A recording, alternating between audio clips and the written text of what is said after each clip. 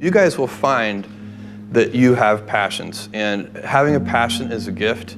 I think we all have passions, and you don't get to choose them, they pick you, but you have to be alert to them. You have to be looking for them.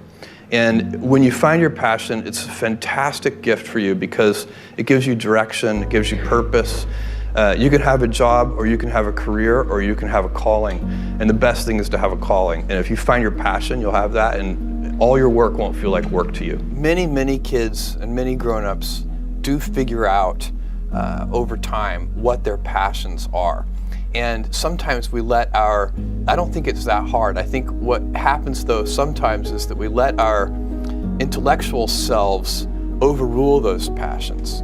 And so that's what needs to be guarded against. My job, one of my jobs as the leader of Amazon, is to encourage people to be bold. And people love to focus on things that aren't yet working. And that's good, it's human nature. That kind of divine discontent can be very helpful. But it's incredibly hard to get people to take bold bets. And you need to encourage that. And if you're gonna take bold bets, they're gonna be experiments. And if they're experiments, you don't know ahead of time whether they're gonna work. Experiments are by their very nature prone to failure. But big successes, a few big successes compensate for dozens and dozens of things that didn't work. So, bold bets, AWS, Kindle, Amazon Prime, our third-party seller business, all of those things are examples of bold bets that did work, and they pay for a lot of experiments.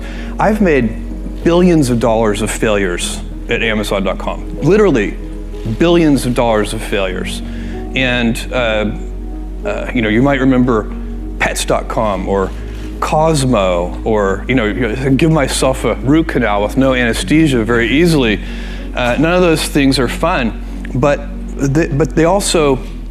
they don't matter. What really matters is companies that don't continue to experiment, companies that don't embrace failure, they eventually get in a desperate position where the only thing they can do is make a kind of Hail Mary bet at the very end of their corporate existence. Whereas companies that are, making bets all along, even, big bets, but not bet the company bets. I don't believe in bet the company bets. That's when you're desperate. That's the last thing you can do. It's not, you could be out of work and have terrible work-life balance. Even though you've got all the time in the world, right. You could just feel like, oh my God, I'm miserable, and you would be draining energy. And so you have to find that harmony. It's a much better word. And I think for most people, it's about meaning. People want to know that they're doing something interesting and useful. And for us, because of the challenges that we have chosen for ourselves, we get to work in the future, and it's super fun to work in the future for the right kind of person. You need to be nimble and robust. So you need to be able to take a punch, and you also need to be quick and innovative and doing new things at a high speed. That's the best defense against the future.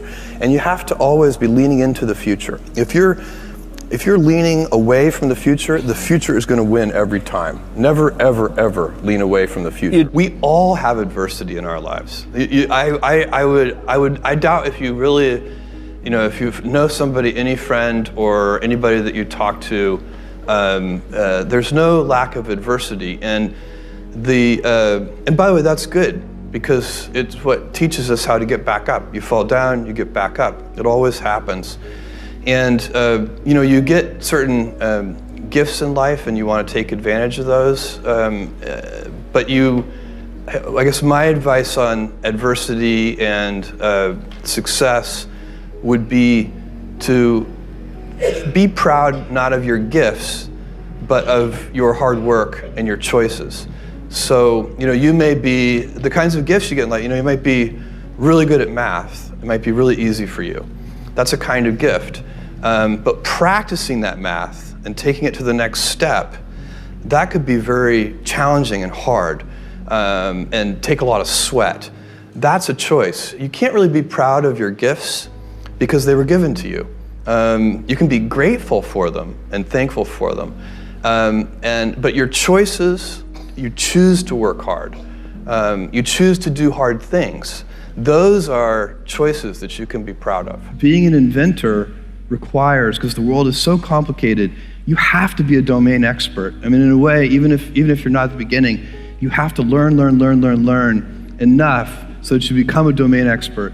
But the danger is once you become a domain expert, you can be trapped by that knowledge. And so inventors have this paradoxical ability to have that 10,000 hours of practice and be a real domain expert and have that beginner's mind.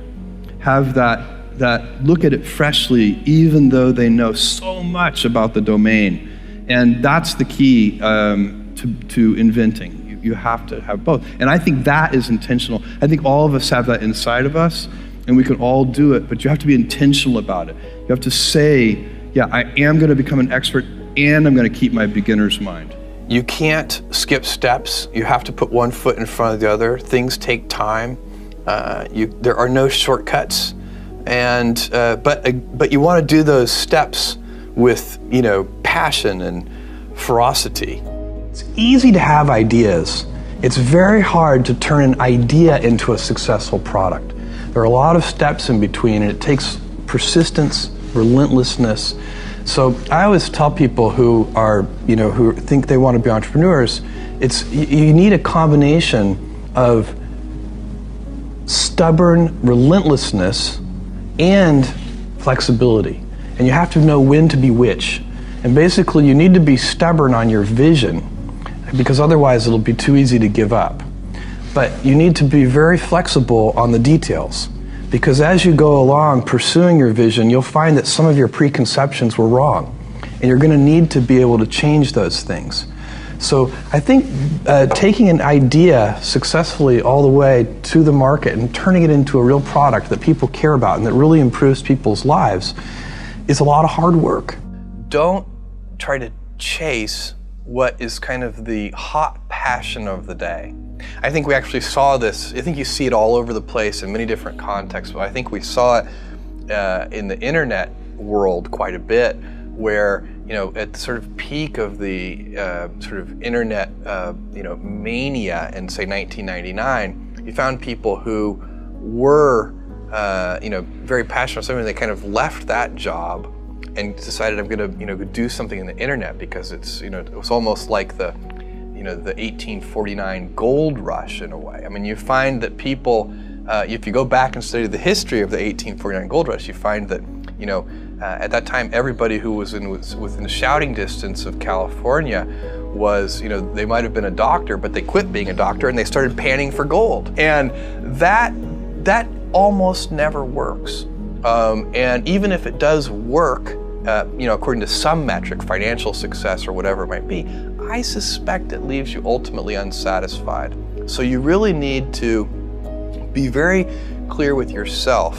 And I think one of the best ways to do that is this notion of projecting yourself forward to age 80, looking back on your life and trying to make sure you've minimized the number of regrets you have. That works for career decisions. It works for family decisions. Do you want? I have a 14-month-old son, and it's very easy for me to, if I think about myself when I'm 80, I know I want to watch that little guy grow up. And so I don't want to be 80 and think, shoot, I missed that whole thing, and I don't have the kind of relationship with my son that I wished I had, and so on and so on. So if you think about that, so I guess another thing that I would recommend to people is that they always take a long-term point of view. And I think this is something about which there's a lot of controversy. There's a lot of people, and I'm just not one of them, believe that you should live for the now. I think what you do is you think about the great expanse of time ahead of you and try to make sure that you're planning for that in a way that's going to leave you ultimately satisfied. So this is the way it works for me. And I mean, everybody needs to find that for themselves.